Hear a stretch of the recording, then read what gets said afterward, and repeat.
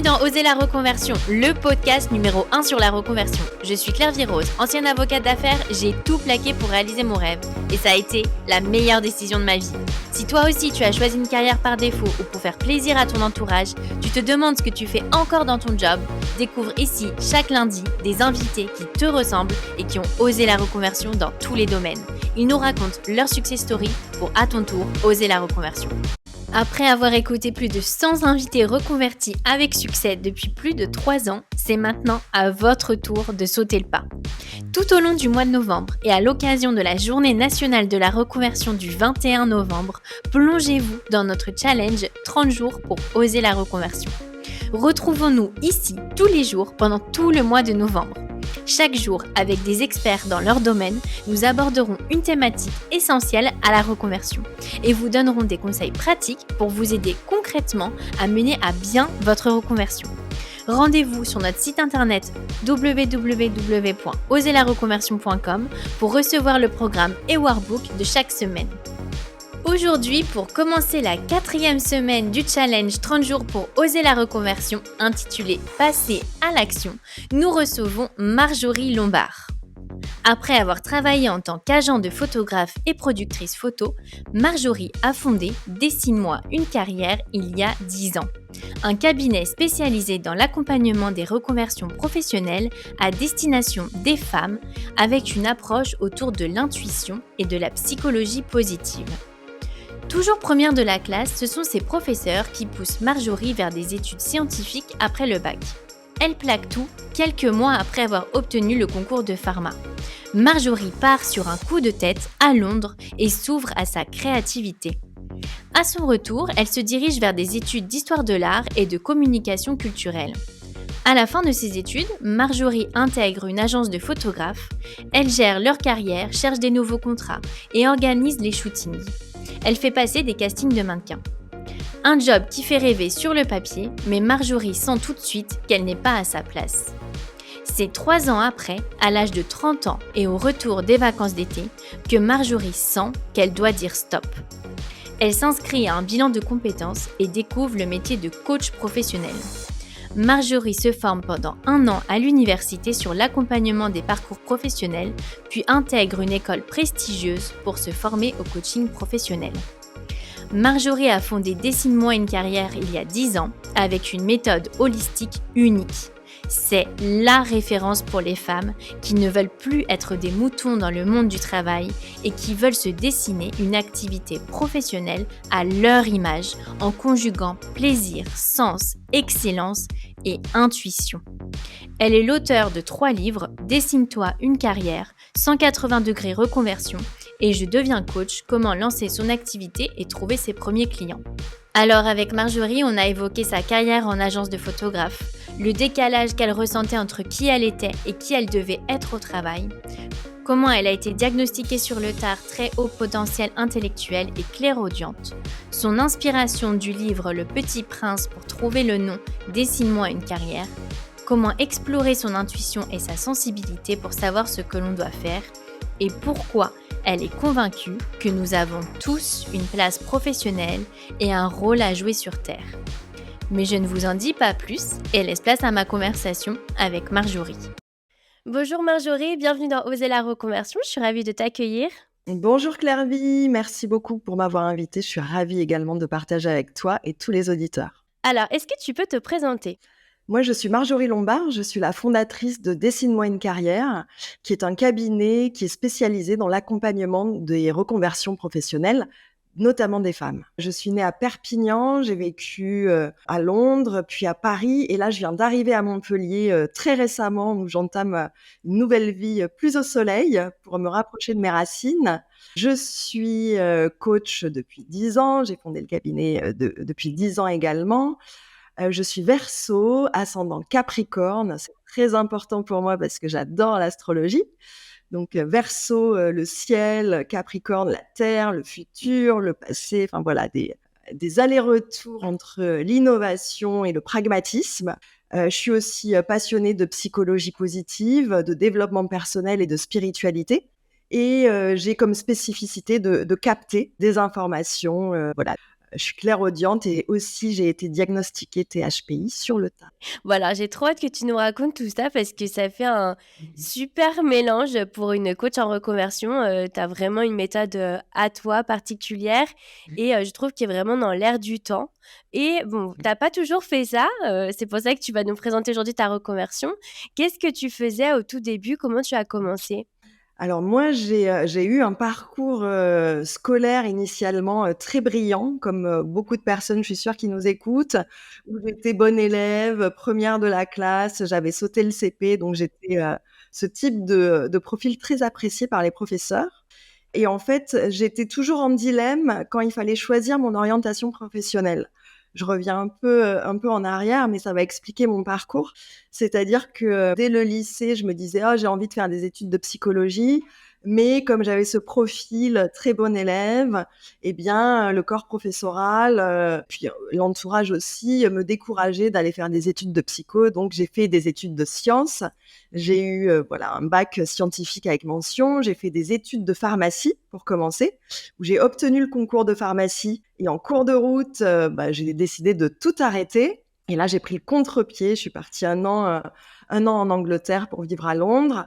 Au retour, j'ai fait des études d'histoire de l'art et de communication culturelle et lorsque j'ai été diplômée, j'ai d'abord travaillé comme journaliste en presse écrite avec une spécialisation sur les domaines de la culture et puis j'ai intégré une agence de photographes où là, mon métier, c'était de gérer la carrière des photographes, de leur trouver des contrats, pour faire des publicités comme on voit dans les magazines, ou pour des marques et une autre partie de mon activité, c'était d'être productrice photo et donc d'organiser les prises de vue, de recruter, l'équipe des coiffeurs, des maquilleurs, des mannequins pour que la photo que l'on voit dans les magazines ou pour les marques, eh bien, puisse exister. Donc j'avais, ces 2 parties dans mon métier, agent, côté plutôt commercial et productrice, côté plutôt organisationnel et casting et logistique.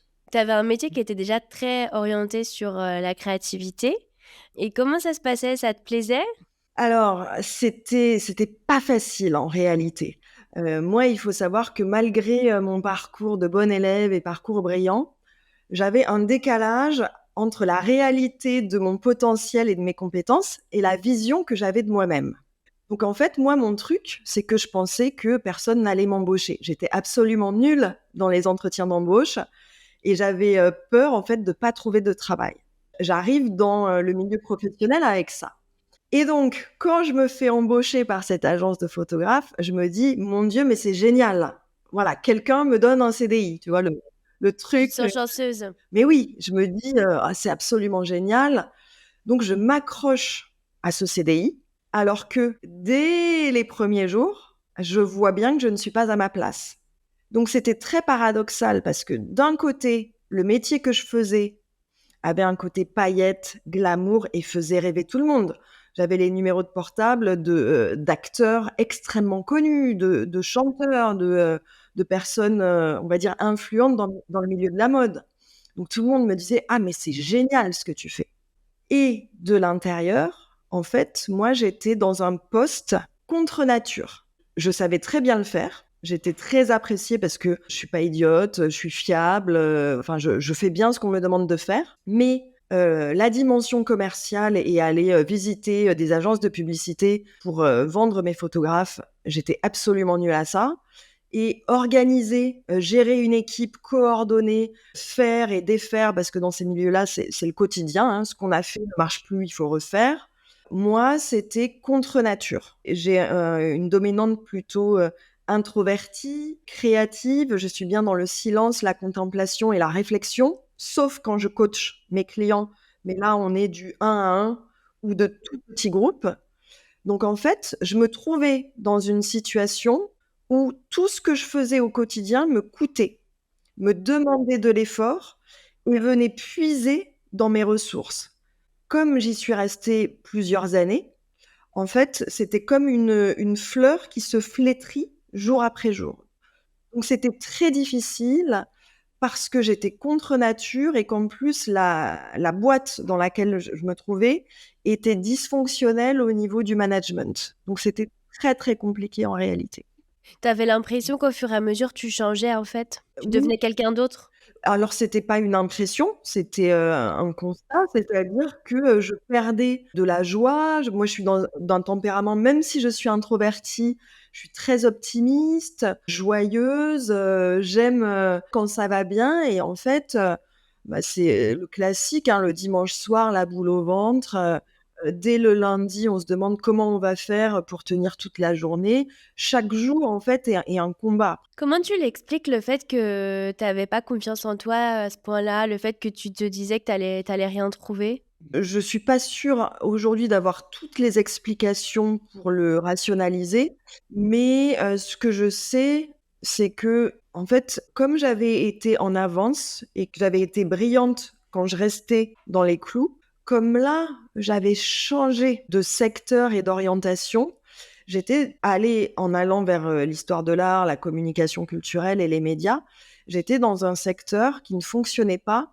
avec les mêmes codes que si j'étais restée dans la science pharmacienne où là, c'est plus des codes, tu travailles bien et tu déroules, Plus académique? c'est académique.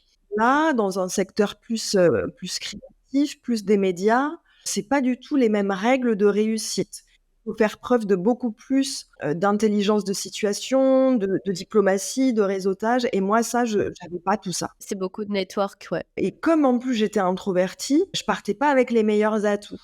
Donc je pense que je m'étais rendu compte que je fonctionnais pas du tout comme toutes les autres personnes du milieu dans lequel je me retrouvais et donc ça créait quelque chose dans mon cerveau qui faisait un truc du style: «Tu es pas légitime, tu es pas comme les autres et tu y arriveras pas». Mais c'est super intéressant ce que tu dis parce que, je pense que c'est le cas pour beaucoup d'auditeurs. Je sais que moi, quand j'étais avocate, j'avais aussi ce décalage parce que à l'inverse, je trouvais que les avocats étaient, trop solitaires. Tu vois, c'est un métier où tu vas passer beaucoup de temps dans ton bureau à réfléchir. C'est très, très conservateur, très lisse et moi, j'avais besoin d'un peu plus de folie, d'interaction et j'avais aussi ce décalage entre, ce que je pensais qui était bien de faire, ce qu'on me demandait et qui j'étais au fond de moi Et oui. et je pense que c'est assez courant, en fait. Peu importe un petit peu le décalage qu'on peut ressentir, mais ce décalage existe dans beaucoup de situations. Oui, tout à fait et il y a des personnes qui, vont arriver à composer avec ça et c'est OK pour elles si au travail, elles sont pas pareilles qu'à la maison ou avec les amis. Il y a des personnes pour qui ça ne pose pas de problème, mais il y a des profils et c'est mon cas, c'est le tien et peut-être plein d'autres auditeurs, pour qui en fait cette dissociation, elle est pas viable au long terme. On a besoin de se sentir entière, entier, complet et pouvoir exprimer toutes les facettes de notre personnalité dans notre milieu professionnel. Et alors, comment tu as eu le déclic? Parce que donc là, tu sens un peu cette, dissociation un petit peu que tu fais, tu sens que c'est de pire en pire. Comment tu te dis: «Bon, je vais renoncer à ce CDI, qui est le Graal, pour, faire totalement autre chose»? Le déclic se produit au retour de vacances d'été. Ça fait 3 ans que je suis dans la société et ça fait, 2 ans et demi que ça va plus, on va dire. Donc ça fait très longtemps que ça ne va plus et au cours des vacances d'été, ma société fermait tout le mois d'août. Traditionnellement, tout le monde prenait les congés tout le mois d'août. Donc moi, je pars en congé, fin juillet et je reviens fin août dans la boîte. Je suis la première à revenir, donc je suis toute seule dans le bureau pendant, je crois 2 jours et en fait, là, il y a quelque chose qui se passe dans ma tête. Je revois les lieux, je revois la scène et c'est comme autre chose que ma conscience parce que c'est pas du tout réfléchi, mais il y a comme une petite voix qui arrive et qui me dit: «Bah, il y aura pas une année de plus. Ça peut pas continuer comme ça. C'est la dernière année. Ça ne pourra pas durer plus longtemps». Et en même temps que, je réalise ce que je viens de me dire et c'est, pas remis en question, tu vois? C'est, je sens que c'est juste, que c'est la dernière année et parallèlement à ça, on est, il y a très longtemps, c'était en 2009, hein, quand j'ai ce déclic. Je sais pas d'où ça me vient non plus, mais je vais sur l'ordinateur et je fais une recherche pour trouver un bilan de compétences. Je ne sais pas comment je sais que ça existe. Je ne sais pas. Mais je fais cette recherche, je trouve un cabinet à côté de chez moi et j'appelle. Et en fait, c'est comme ça que ça se passe. Je me dis pas: «Je vais démissionner, je vais faire autre chose» parce que je suis dans le flou complet. J'ai vraiment aucune idée, je suis complètement perdue, presque désespérée et je fais cet appel. Je prends rendez-vous. c'est le début de la nouvelle vie professionnelle. J'entame un bilan de compétences, mais le déclic, il arrive vraiment au retour des vacances. Et t'avais quel âge à ce moment-là? On est en 2009, j'ai 30 ans, je viens d'avoir 30 ans. Tu penses que ça a eu un impact, un peu le côté je change de dizaine, il faut que je. Il y a toujours un peu un côté bilan. Le changement de dizaine, pas nécessairement, mais ce qui a eu un impact, c'est que, alors d'une part, moi je voulais faire des études de psychologie, donc je me suis toujours intéressée à ce domaine-là et je suis entrée en thérapie très jeune. Donc aller en psychothérapie, en psychanalyse, c'était assez normal pour moi. Donc je suis déjà en thérapie à cette époque-là, ça c'est aidant. Et d'autre part, alors c'est pas le changement de dizaine, mais au niveau astrologique, on vit ce qu'on appelle le retour de Saturne à 29 ans. Et ça, c'est un cycle très important en astrologie. Tous les 29 ans, on vit un retour de Saturne. Et comme moi, j'étudie l'astrologie depuis que je suis très très jeune, j'ai connaissance de ce cycle. Et je me dis, OK, là, tu viens de vivre un retour de Saturne. Pour les 29 prochaines années, tu vas pas continuer à faire la même chose avec ce boulet. Donc, c'est pas le changement de dizaine, mais c'est le retour de Saturne que j'ai déjà intégré. Et je veux pas repartir sur les mêmes bases pour les 29 autres années à suivre. Ouais, c'est rigolo parce qu'en fait, on se dit c'est changement de dizaine, mais en fait, il y a peut-être d'autres choses en fait qui entrent en œuvre.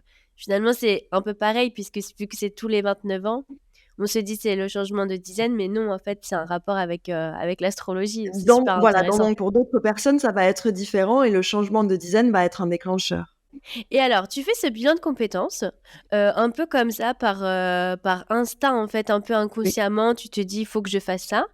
Tu avais peut-être vu une affiche, tu avais entendu comme ça une publicité pour le bilan de compétences, tu le mets dans un coin de ta tête et puis bah, tu le fais à ce moment-là. Comment ça se passe pour toi? Qu'est-ce que ça t'apporte? Qu'est-ce que tu réalises? Là, c'est vraiment un déclencheur très important sur mon parcours parce que j'ai une super affinité avec la personne qui m'accompagne, qui était aussi coach professionnel. Et en fait, dans mon cas, il y avait une partie d'introspection où là, c'est comme si tous les éléments de mon puzzle se remettent en place. C'est comme si jusqu'à présent, j'étais éparpillée, dissociée, j'étais à côté de mes pompes, on va dire. Et là, clac, clac, clac, clac, tout se remet ensemble. Et je me reconnecte à ce désir que j'avais autour de la psychologie, que je n'avais jamais mené jusqu'au bout. Et en fait, il y a comme une évidence, je découvre le métier de coach que je ne connaissais pas du tout. Et là, je me dis, ah mais c'est ça. Parce que moi, la psychologie, ça m'intéressait pour comprendre comment on fonctionne dans notre tête. Mais c'était pas vraiment pour aider les personnes qui sont en souffrance. C'était vraiment un intérêt. Comment on fait pour penser ce qu'on pense? Comment on fait pour savoir ce qu'on va faire plus tard? Et là, en même temps que je me reconnecte avec cet intérêt, cet attrait pour la psychologie, je découvre le métier de coach professionnel et je me dis, ah mais il existe un métier qui utilise la psychologie pour aider les gens à mieux se connaître et savoir ce qu'ils vont faire plus tard. Ah mais c'est canon, c'est ça. Et là, bam, ouverture sur la lumière, le bout du tunnel et plein de possibles qui arrivent à moi. Et alors là, tout de suite, tu te dis, je vais me former pour faire ça. Oui, oui, oui. Là, il y a comme un mode mise en action. Alors, je fais plein de recherches. Je prends le temps d'interroger aussi des coachs pour m'assurer que c'est vraiment ça que je veux faire après. Je fais des recherches sur les formations et je me dis, bah, OK, je planifie. Je vais faire une rupture conventionnelle. Je vais entrer en formation. Je vais recevoir le chômage pendant tant de temps. Ça va couvrir ma période de formation. Donc, vraiment, je planifie à long terme. Dans la réalité, ça ne marche pas du tout parce qu'il y a plein de péripéties qui viennent me mettre des bâtons dans les roues. Mais en tous les cas, voilà, je pars dans cette optique de tout planifier pour mettre en œuvre la suite de mon parcours professionnel parce que pour moi, c'était inconcevable de ne pas me former. Le métier de coach, c'est pas un métier réglementé, donc on peut s'improviser coach, on peut se lancer même avec des formations plus ou moins courtes, plus ou moins de qualité. Pour moi, c'était très important. J'avais ce parcours académique et j'ai un grand respect pour la connaissance et la compétence. Donc, pour moi, il fallait absolument que je me forme et pas une formation qui durait 10 jours. Je partais pour 1 an de formation à ce nouveau métier. Oui, pas juste pour mettre une ligne à ton CV en plus. Et alors, comment ça s'est passé cette formation? Un peu raconte-nous. Qu'est-ce que tu as appris? Comment tu t'es sentie après? Alors, la formation était géniale. J'avais choisi une formation universitaire sur 1 an, pendant laquelle on était en cours très, très intensément. On avait aussi un stage à faire, un mémoire à rédiger. Donc, c'était vraiment une formation complète. Et là, je revis. Moi, j'ai toujours aimé étudier, donc je me suis toujours éclatée quand j'étudiais. Mais là, on a des cours de psychologie, on a des cours sur la posture d'accompagnant, la posture de coaching. On a des cours sur comment aider une personne à identifier son nouveau projet professionnel. On a des cours sur le droit, sur le travail. Donc, c'est assez large. On a des intervenants de super qualité et on pratique. On a aussi, c'est pas que théorique, on a des cours où on pratique entre nous, sur nous, plus après le stage qu'on fait dans une entreprise, à observer et à accompagner des gens. Donc, c'est vraiment complet. Et là, pendant 1 an, à nouveau, je m'éclate, que ce soit pendant les cours, pendant le stage et pendant la rédaction du mémoire. Donc, je sors brillamment diplômée. Je complète cette formation d'1 an avec la certification au MBTI et avec une formation complémentaire d'une approche canadienne spécialisée dans la recherche de vocation. Et je me lance. Et alors, c'est là que tu as l'idée de lancer Dessine-moi une carrière. Exactement. Alors, comment tu as eu l'idée du nom déjà? Alors, j'ai eu la chance d'avoir l'idée du nom assez tôt dans le processus. Moi, je sors diplômée en décembre. En janvier, je fais les 2 formations complémentaires que j'évoquais. Et en mars, je crée ma société. Et en fait, l'idée m'est venue, je crois que c'était dans le courant du mois de février, où je cherchais un nom pour ma société. Et il faut savoir que je suis absolument fan du livre Le Petit Prince d'Antoine de Saint-Exupéry, que j'ai lu quand j'étais à l'école primaire, mais que j'ai relu plus tard. Et je vous encourage à lire ce livre qui est très court, mais qui en réalité, selon moi, est écrit pour des adultes et non pas pour des enfants, parce que c'est une fable absolument délicieuse sur l'homme, sur l'être humain. Et j'ai relu, parce que je l'ai lu plusieurs fois, et j'ai relu ce livre donc pendant cette période spécifique. Et dans le livre, il y a le fameux passage où le petit prince demande « Dessine-moi un mouton ». Et je pense qu'au même moment où je cherchais un nom et où je lisais ce livre, cette phrase m'est revenue. Et j'avais des mots-clés, et notamment carrière, mais d'autres mots-clés. Et je jouais avec les mots. Moi, j'adore, et la méthodologie que j'ai mise en place pour accompagner nos clientes se base beaucoup sur l'écrit et sur les mots. Et donc, je joue avec les mots. Et à un moment donné, j'associe « Dessine-moi une carrière ». Et je me dis « Ah, c'est pas mal ça ». Et j'étais en hésitation avec une autre formulation en anglais parce que j'adore la langue anglaise.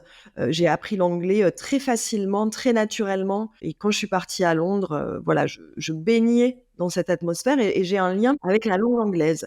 Et j'hésitais avec career design, donc design de carrière, mais j'avais l'expression en anglais. Et puis à un moment donné, j'hésitais entre les deux et je me suis dit non, c'est dessine-moi une carrière. Et tout de suite, pam, c'est comme si à force d'hésiter, à un moment donné, mon corps savait que ça allait être celui-là. Et alors, tu t'adresses à qui? Parce que tu disais mes clientes, c'est plutôt destiné aux femmes? Tu coaches plutôt des femmes? Comment ça se passe? Je coach 99% de femmes et au début, quand j'ai créé la société, j'ai voulu m'adresser spécifiquement à un public féminin, à des femmes, parce que la lignée de femmes est très importante dans ma généalogie, d'une part. D'autre part, encore aujourd'hui, malheureusement, il y a des différences en termes de carrière entre les hommes et les femmes. Il y a des injustices, il y a le fameux plafond de verre. Donc, ça m'intéressait aussi de proposer quelque chose spécifiquement pour les femmes. Et enfin, l'approche que j'ai créée faisait beaucoup appel à l'intelligence émotionnelle, à l'intuition. Et donc, je me disais que ça n'intéresserait pas les hommes. Donc, quand j'ai créé ma société, je m'adressais uniquement aux femmes. C'était presque revendiqué. Après 10 ans d'existence, j'ai revu ma copie, on va dire, même si je continue de parler au féminin, on accompagne des hommes. Et c'est important pour moi parce que finalement, chemin faisant, je me dis que on a besoin des deux. On a besoin d'hommes qui sont aussi ouverts à une dimension plus féminine, plus créative, plus subtile.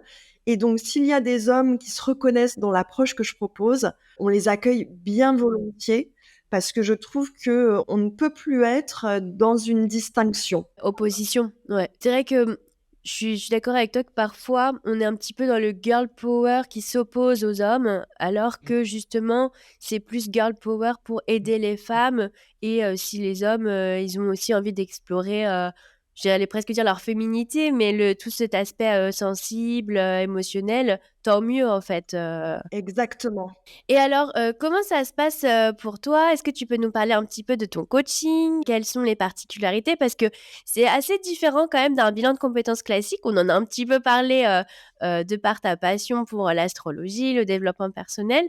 Est-ce que tu peux nous parler de ta méthode et puis, Oui. de comment ça se passe de se faire coacher, avec toi? Oui, donc comme je le disais juste avant, j'ai eu cette formation d'1 an à l'université de Paris 8 et quelques années plus tard, j'ai complété par une formation de coaching qui va bien au-delà du simple bilan de compétences et en fait, je suis partie du constat que moi, si mon bilan de compétences avait fonctionné avec moi, c'est parce que j'avais eu la chance de trouver sur une personne qui était très ouverte dans sa méthodologie. Et donc, c'était plus cette relation avec cette personne qui avait fonctionné plutôt que le bilan de compétences classique. Et j'avais observé que la plupart des cabinets de bilan de compétences ou des cabinets de coaching proposaient et c'est normal parce que le bilan de compétences, il a été créé pour ça, mais proposaient des dits très classiques avec beaucoup de travail sur les compétences. On passe des tests et voilà, ça nous dit un truc. Très terre à terre, en fait. Oui. J'ai eu, pas mal d'invités justement qui disaient: «Moi, j'ai fait un bilan de compétences et en fait, ça m'a juste dit, voilà, ce que j'aimais pas faire, ce que je ne pouvais pas faire», sans vraiment m'aider à trouver la voie. Parce que c'est un petit peu bilan. Ils vont aussi te dire, «Ah, toi, en fait, en fonction de ce que tu veux, bah, en fait, il vaudrait mieux que tu fasses ça», mais c'est très terre à terre, en fait. Il y a pas du tout la dimension de, ce qui est fait pour toi, au fond de toi, en fait, je trouve. Je te rejoins. Il y a une perspective très limitée et étroite dans la plupart des cas, hein, je ne veux pas généraliser non plus. Mais moi, j'ai des clientes qui sont venues travailler avec nous après avoir fait 2, 3 bilans de compétences ou même un seul.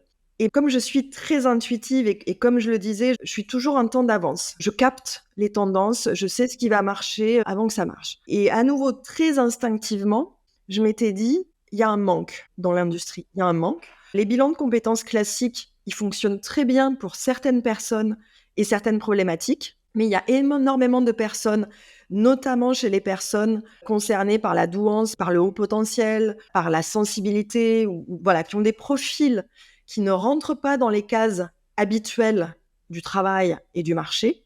Et pour ces personnes-là, le bilan de compétences classique, il donne pas de résultat. Parce que soit on trouve à leur place et on leur dit, il faut que vous fassiez ceci, cela, mais elles ne se sont pas, ces personnes, appropriées le projet. Soit on va leur dire, bah, en fait, non, faut pas changer, faut continuer dans la même voie. Sauf que c'est pas bon, la personne veut changer et le résultat du bilan, c'est pas changer. Ou alors, on va ouvrir un peu des perspectives, mais dans un champ très étroit qui ne les intéresse plus. Ça, c'était la majorité de ce que je constatais. Et moi, je me suis dit, ça marche pas. Il y a une petite partie de la population qui est en demande d'autre chose, et notamment en demande de sens et de trouver l'activité qui leur correspond, même si ça n'a rien à voir avec ce qu'elles faisaient avant. Et ça tombe bien, parce que moi, c'est ce qui m'éclate d'accompagner, d'aider les personnes à ouvrir le champ des possibles, à se reconnecter à qui elles sont véritablement, à leur nature profonde, et à partir de cela, d'identifier des pistes de reconversion professionnelle qui va vraiment répondre à un besoin d'utilité, à un besoin de sens, tout en étant en lien avec tous leurs talents et toutes leurs facettes professionnelles. Cette approche, en fait, elle est à l'envers de tout ce qui se faisait. C'est pour ça que j'ai appelé ça un bilan de compétences holistique, parce que c'est plus large et que ça prend toutes ces facettes en compte. Et j'ai inclus dans la méthodologie aussi toute une dimension de travail de développement personnel, c'est-à-dire qu'est-ce que c'est les émotions et comment on apprend à vivre avec ces émotions, qu'est-ce que c'est l'intuition et comment on peut s'en servir pour construire son projet professionnel, comment gérer les relations de l'entourage, comment avoir quelques repères sur la relation à l'argent pour prendre cet aspect en compte dans la construction du projet. Donc, ce que j'ai mis en place, en fait, ça allait bien au-delà juste du simple bilan de compétences, même si à un moment donné, on va parler des compétences. Mais c'est pas la clé de voûte. C'est pas là-dessus que tout repose. Oui, c'est vraiment une approche globale. Exactement. Et dans quelle mesure l'astrologie, entre en œuvre? Alors, est-ce que ça entre en œuvre ou c'est un petit peu plus un bonus? Alors moi, je demande parce que j'adore l'astrologie aussi. Oui, alors après, ça va dépendre, des personnes. Après tout, voilà, tout le monde n'est pas forcément, ouvert à ça. Dans mon équipe, tout le monde, est pas forcément astrologue. Mais en tous les cas, la dimension de l'intuition, elle est prise en compte parce qu'on n'a pas besoin, d'avoir son thème astrologique pour entendre, la petite voix qui est à l'intérieur de nous. Mais il peut m'arriver pour certaines clientes, sur des demandes très spécifiques, de faire une lecture, de thèmes astrologiques pour identifier des tendances, des voies d'épanouissement, possibles par rapport à la construction du projet. Tu fais vraiment, en fait, au cas par cas. On fait du sur-mesure. On a une méthodologie qui est performante, qui permet, d'aider les personnes à trouver leur voie, mais à chaque personne qu'on accompagne, que ce soit en individuel ou en groupe, on fait du sur-mesure parce que, selon moi, c'est la clé pour un projet professionnel qui est valide, qui est pérenne et on ne fait pas passer des tests sur ordinateur, même si c'est dans l'air du temps et dans la mode. Si on est en recherche de sens, d'intégration et de compréhension, ça n'est pas un texte extérieur à la personne qui peut lui apporter une réponse.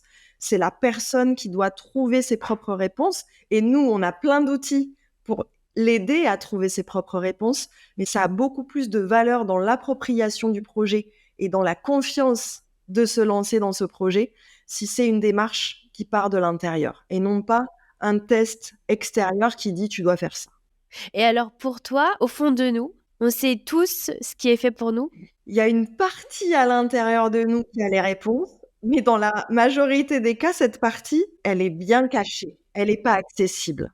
Et toi, justement, tu arrives à faire émerger, cette partie pour se retrouver, se reconnecter et puis qu'on puisse, s'avouer aussi un peu, hein? S'avouer ce qu'on a Exactement. envie de faire. Et c'est pas facile parce que ça demande de oser affirmer un désir qui parfois va, dans une toute autre direction que ce qu'on faisait avant, que ce que fait la famille, que ce qu'on a construit. Donc il y a un changement d'identité, c'est vraiment très profond et donc c'est pas facile.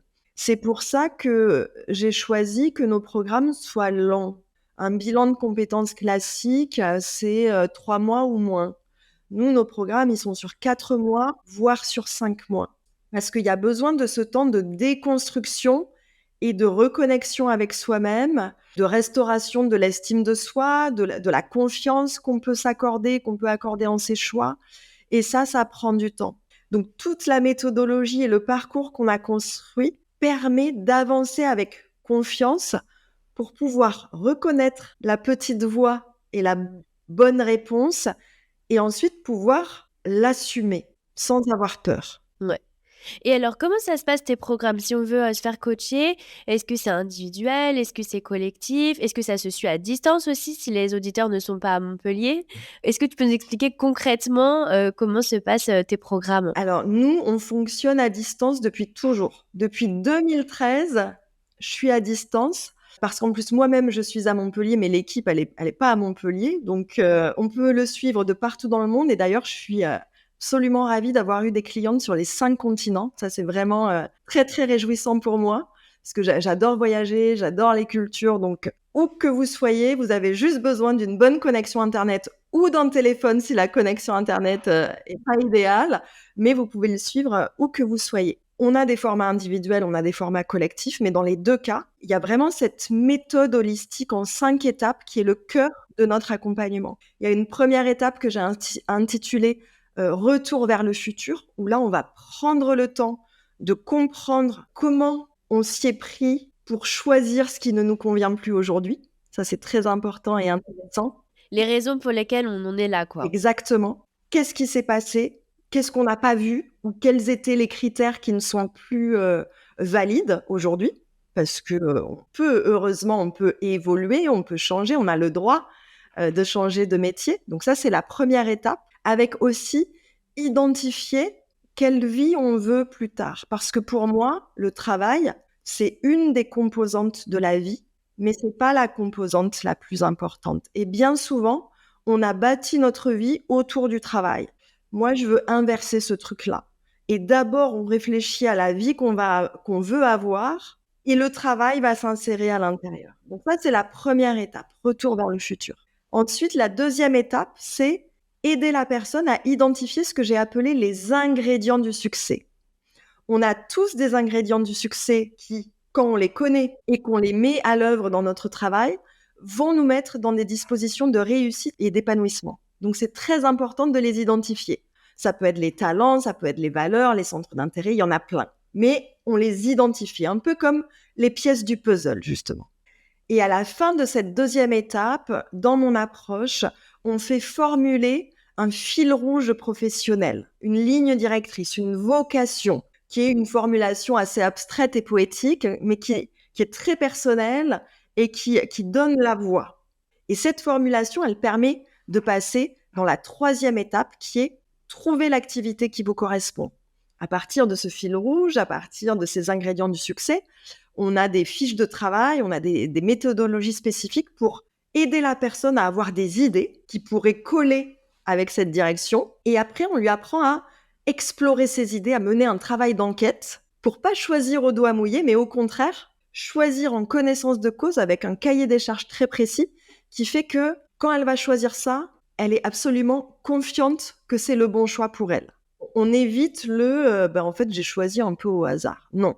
La personne sait sur quoi ce choix se base comme critère. Quand ce choix est fait, il y a la quatrième étape où là, on planifie la mise en œuvre. Concrètement, qu'est-ce qu'on doit mettre en place jusqu'à ce que j'arrive à faire cela? Plan d'action. Ça, c'est les 4 étapes clés. Et en transversal, la 5e étape, c'est travailler l'état d'esprit orienté réussite, où là, on va vraiment travailler sur la confiance, sur l'estime, sur tout ce qui est justement les émotions, les croyances et autres, pour que la personne, elle parte de là avec un super état d'esprit. Quels que soient les obstacles qui pourront se présenter, elle va être absolument confiante qu'elle va réussir à trouver les ressources pour mettre en œuvre son projet. Donc ça, c'est la méthodologie qui est au cœur de nos accompagnements. Après, il y a des personnes qui vont vouloir faire cela en individuel. Et dans ce cas, on a les coachings de reconversion individuelle qui peuvent être pris en charge par le CPF pour les Français parce qu'on est reconnu Calliope. Mais donc là, on est sur du coaching individuel et ça va durer 4 mois. Il y a des séances de coaching d'1 heure toutes les 2 semaines. Il y a accès à toute une zone membre où on va retrouver justement les fiches de travail, les vidéos et on est guidé pas à pas pour trouver l'activité qui nous correspond. Et on a un autre format qui est en groupe, mais en petit groupe intime. On est toujours moins de 10. Parce que pour nous, c'est très important de pouvoir faire de l'individuel même en groupe. Et là, ça va être pour les personnes qui ont besoin justement du groupe, qui veulent pas être toutes seules, qui veulent s'appuyer sur les échanges. Il y a du travail en binôme, il y a des appels de groupe tous les 15 jours, il y a des masterclass. Donc, c'est la même méthodologie, la même finalité, mais dans un format différent, qui lui aussi peut être pris en charge par le CPF. Et c'est intéressant, c'est vrai aussi des fois le format groupe, je trouve, puisque il y a un effet de boost un peu, un effet de groupe où on sent que tout le monde est passionné par son nouveau projet. Et je trouve que ça tire vers le haut aussi, surtout que quand on se reconvertit, parfois on manque un peu aussi de personnes autour de soi qui ont envie de se reconvertir. Donc ça permet justement d'avoir un peu un nouvel entourage dans sa nouvelle vie. Donc je trouve que vraiment les 2 formats sont intéressants. Et la question que je voulais te poser, c'est est-ce que les 2 formats peuvent se suivre quand on a déjà un travail? Est-ce que par exemple on peut faire ça le midi, sur l'heure du déjeuner, le soir? Comment ça se passe? En fait, dans les personnes qui suivent nos accompagnements, on est à peu près à moitié-moitié. Moitié des personnes qui sont en poste, moitié des personnes qui ne sont plus en poste. Et dans les 2 cas, on peut suivre l'une ou l'autre des formules. Il est possible d'avoir des appels de coaching à l'heure du déjeuner. Le soir, c'est moins recommandé parce que si on est en poste et qu'on a fait toute une journée de travail, c'est pas là où on est le plus disponible pour travailler efficacement. Mais sur le déjeuner, c'est possible. Ou alors, il y a des personnes qui prennent des RTT ou qui s'arrangent, elles sont en télétravail. C'est une séance toutes les 2 semaines, c'est assez facilement casable dans l'emploi du temps. Donc, on peut le suivre qu'on soit en poste ou pas en poste. Dans les 2 cas, ce qu'il faut savoir, c'est que la méthodologie que j'ai mise en place, elle est très exigeante. Elle est beaucoup plus exigeante que d'autres cabinets Ça fait partie, voilà, de mes valeurs et de ma façon de travailler. Quand je dis qu'elle est exigeante, ça veut dire qu'il y a beaucoup de travail entre les séances, de travail personnel. Donc, c'est du temps qu'il faut planifier dans l'emploi du temps. Alors, c'est pas énorme non plus, hein. On est de l'ordre, je dirais, de 5 heures par semaine environ, mais il faut l'intégrer. C'est exigeant parce qu'il faut passer ce temps pour pouvoir avoir les résultats que l'on cherche, mais aussi exigeant parce que on est sur une approche qui va vraiment en profondeur. C'est un peu challengeant, c'est un peu confrontant, c'est pas toujours confortable, Ça peut chambouler un peu, quoi, beaucoup. ouais, au niveau émotionnel. Comme une thérapie, mais version carrière, en fait, un peu, hein. C'est une très bonne métaphore. Mais on n'est pas tout seul, hein. Il y a la coach, il y a le groupe pour celles qui sont en groupe. Donc on est toujours accompagnés pas à pas, tenus par la main. On a des groupes de travail, on est disponible entre les séances. Enfin voilà, on est vraiment accompagnés sur plusieurs mois de façon très rapprochée pour justement aider dans ces moments qui chamboulent, parce que c'est tout à fait normal, comme on est sur une approche globale et profonde à la fois, c'est normal que ça chamboule et c'est même sain, ça veut dire qu'on est vraiment au travail et que l'accompagnement porte ses fruits, mais on n'est pas tout seul. On est vraiment accompagné pour passer ces moments qui peuvent être chamboulants. C'est vrai que, une carrière, un job, finalement, c'est beaucoup plus qu'un job ou une carrière parce que socialement, c'est, très important. C'est qui on est un peu aux yeux de la société, aussi qui on est par rapport à son entourage et une reconversion, il y a beaucoup de choses qui se passent, en général. Donc c'est super intéressant, je trouve que tu aies cette approche de, accompagnement aussi, psychologique, développement personnel.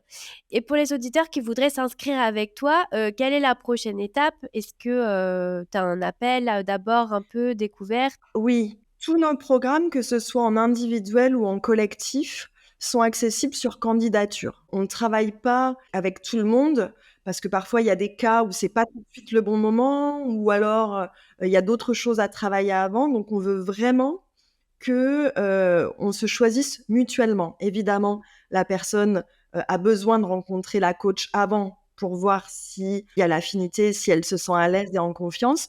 Mais nous aussi, de notre côté, on a besoin de poser un certain nombre de questions avant de dire: «OK, vous venez dans le programme». Donc que ce soit individuel ou collectif, il y a une séance préliminaire qui est gratuite, qui est sans engagement, mais qui fait partie du processus. Et pour le format individuel, pour le coaching de reconversion, la personne peut s'inscrire quand elle veut dans l'année. C'est tout le temps ouvert. Pour les programmes de groupe, on ouvre 2 promotions par an, parfois 3. Généralement, il y en a une en début d'année, courant janvier, parce que le début d'année est souvent une période où les personnes actent des prises de décision. Donc souvent, il y a une promotion qui commence courant janvier, début février, et une autre qui commence courant septembre, début octobre. Donc ça, c'est les 2 rendez-vous clés de l'année. Et parfois, il y a une 3e promotion qui démarre plus en milieu d'année. Donc là, par exemple, si les auditeurs veulent s'inscrire pour la promotion de janvier, il faut candidater dès maintenant? Oui, parce que pour janvier ou pour septembre, en fonction du moment où vous allez écouter cet épisode, mais c'est mieux de s'inscrire même si c'est à distance, mais parce que comme on est sur des petites promotions, pour préserver la qualité d'accompagnement, parfois ça se remplit plus ou moins vite. Donc si vous savez que vous voulez y aller, bah, c'est bien de réserver la place. Au moins, vous savez que dès que la cohorte démarre, vous êtes dedans. Oui et puis comme ça, on a aussi le temps d'aménager son temps, pour être totalement disponible au moment où ça commence. Absolument. Et est-ce que tu as une anecdote à nous raconter, peut-être, une personne qui a, beaucoup évolué à tes côtés, quand tu l'as accompagnée, voilà, est-ce que tu peux nous partager une reconversion, peut-être que tu as aidée? Tous les parcours, pour moi, sont très touchants parce que c'est vraiment c'est une de nos spécificités aussi. Les personnes ont vraiment envie de trouver ce qui va vraiment faire sens pour elles. Parmi tous ces exemples-là, il y a plusieurs anecdotes. Il y a une personne qui, comme toi, était, avocate On est beaucoup, je pense. et voilà, qui avait un parcours très brillant et en fait, elle était fan de mode, un peu comme toi, hein, aussi. Elle s'était jamais autorisée, cette idée-là, mais pendant l'accompagnement, elle a considéré ça et elle s'est rendue compte que, dans certains cas, les avocats et ou les juristes étaient très appréciés des maisons de mode.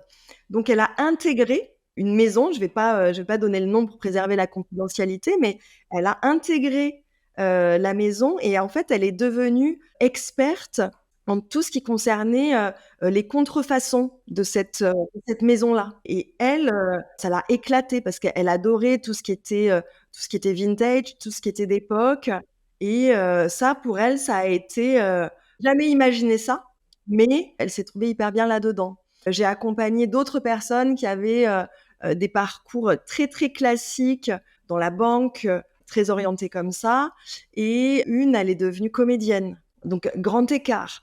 Tous les parcours ne sont pas aussi grand écart, mais c'est souvent très touchant de voir le moment où en fait elles vont s'autoriser à envisager que cette nouvelle voie est possible.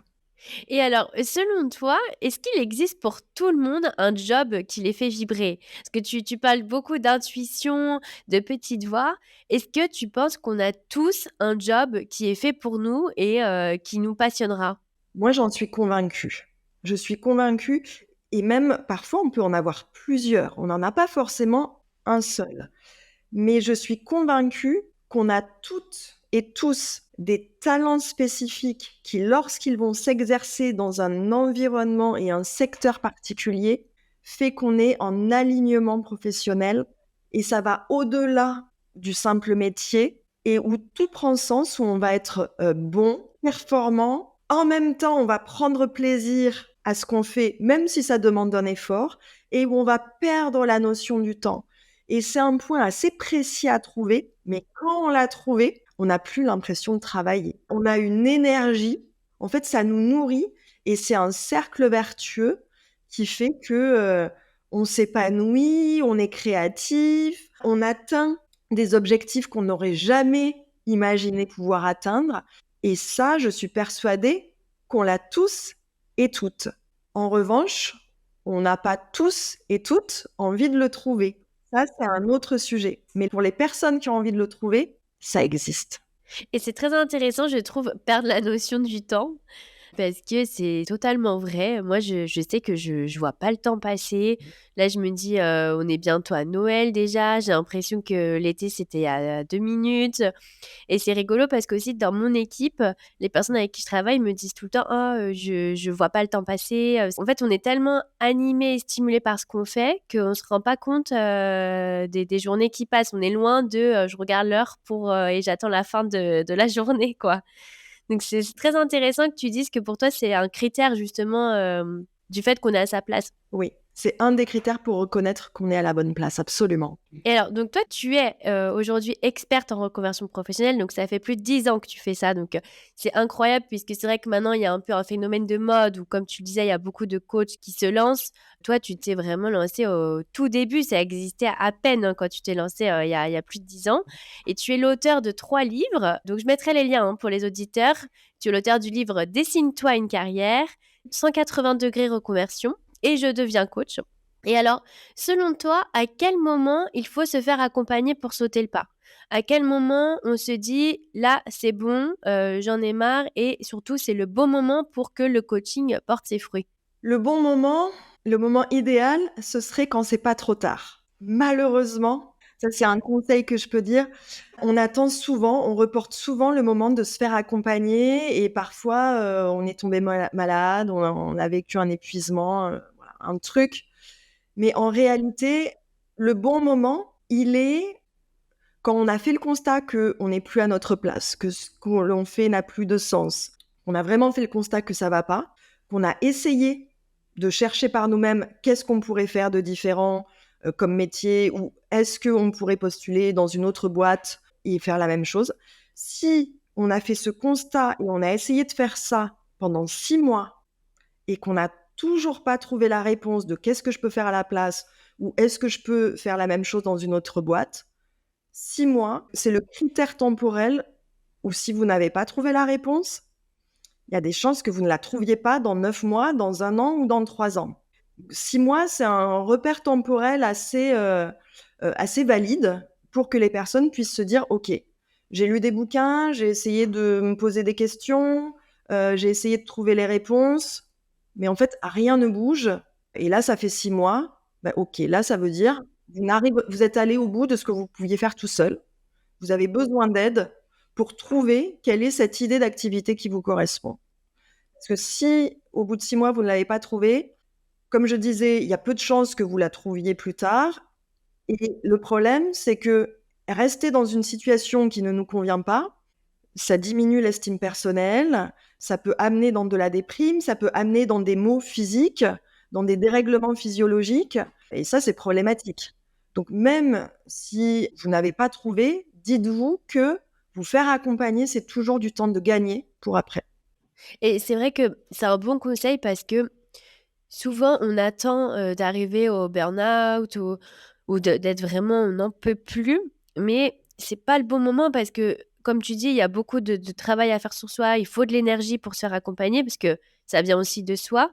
Donc, il faut quand même qu'on soit encore dans un mental où on a de l'énergie, on est en forme, faut pas arriver où j'en peux plus, je suis au bout du rouleau, quoi. Exactement. On a besoin d'avoir des ressources minimum pour faire tout ce travail d'introspection et de réflexion. Et si on est en épuisement, on ne pourra pas le faire. C'est aussi pour ça que je disais plutôt que nous, nos programmes sont sur candidature, parce que malheureusement, les personnes qui sont en plein burn-out là tout de suite, on ne pourra pas les accompagner. Elles ont besoin de se réparer et ça prend du temps. Sans aller jusque-là, si on a perdu notre estime personnelle parce qu'on est dans un environnement de travail qui n'est pas bon pour nous, bah, non seulement on va devoir réfléchir au futur projet, mais en plus, on va devoir faire tout un travail pour récupérer de la confiance avant d'oser changer après. Donc, c'est beaucoup de temps perdu. C'est pour ça que moi, je recommande beaucoup de ne pas trop attendre et ce sera jamais le bon moment. On trouvera toujours une excuse. Là, je suis charrette au boulot, là, il y a un nouveau manager, je sais Je pas viens quoi. d'avoir un enfant, Non, mais c'est ça. je vais me marier. Non, mais voilà, je viens d'acheter une maison, ça sera jamais le bon moment. Ouais, ça c'est très vrai, hein. Et alors, quels sont tes projets futurs pour Dessine-moi une carrière? Alors moi, je suis en écriture du 4e livre, donc je ne peux pas dévoiler la thématique pour l'instant, mais je serai ravie de le faire, plus tard au moment où il sortira. Félicitations. Merci. Un 4e livre qui me tient à cœur et qui, je suis sûre, parlera beaucoup, à tes auditeurs. Donc ça, c'est le projet en cours et sinon, mes autres projets, Dessine-moi une carrière, c'est, une partie de mon activité, mais j'ai une autre partie de mon activité qui est dédiée à accompagner, les entrepreneurs, soit les entrepreneurs qui se lancent, soit les chefs d'entreprise et les dirigeants qui sont déjà installés, à développer leur activité de façon holistique. Donc ça, c'est aussi une grande partie de mon activité aujourd'hui. Oui, c'est vrai qu'on n'en avait pas parlé, mais tu as ces deux facettes. Alors, dernière question, c'est toujours la question que je pose à la fin. Quel est le meilleur conseil qu'on t'ait donné? Le meilleur conseil qu'on m'ait donné, c'est de croire que tout est possible, qu'il y aura toujours une solution.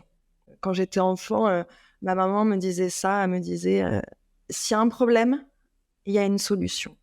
Et donc cette idée que tout est possible, même si on n'entrevoit pas les solutions au moment où on est en réflexion, les solutions, elles arrivent quand on se met en mouvement, quand on se met en marche. Donc être dans l'action, même si c'est un tout petit pas après un tout petit pas, la vie, c'est du mouvement. Donc dès lors qu'on est paralysé, qu'on est dans le statu quo, faut absolument trouver une façon de se remettre en mouvement parce que les opportunités et les rencontres, elles peuvent nous aider à avancer au pas d'après. Le meilleur conseil, c'est croire que tout est possible. Et aussi, je pense qu'on peut réussir par nous-mêmes à trouver les solutions, tu vois. Tout a une solution. Et nous aussi, on peut solutionner le problème, en fait. Parce que quand, justement, on devient acteur, on se dit, bon, alors là, il y a un problème. Qu'est-ce que je peux faire? Il y a plein de choses à faire qu'on est capable de faire nous-mêmes. Absolument. La solution, elle peut venir de l'extérieur, mais bien évidemment aussi de l'intérieur. Un grand merci Marjorie. Donc je mettrai les liens pour les auditeurs qui voudraient te suivre sur les réseaux sociaux, ton site internet et aussi pour les auditeurs qui voudraient prendre rendez-vous avec toi. Quelle est la marche à suivre pour prendre rendez-vous? On s'inscrit sur ton site internet? Oui, tout à fait. Sur le site internet, vous allez trouver un formulaire de candidature, soit pour le programme directement, soit pour une session diagnostic. Et il vous suffit de le remplir et nous, on vous recontacte après pour vous proposer un rendez-vous.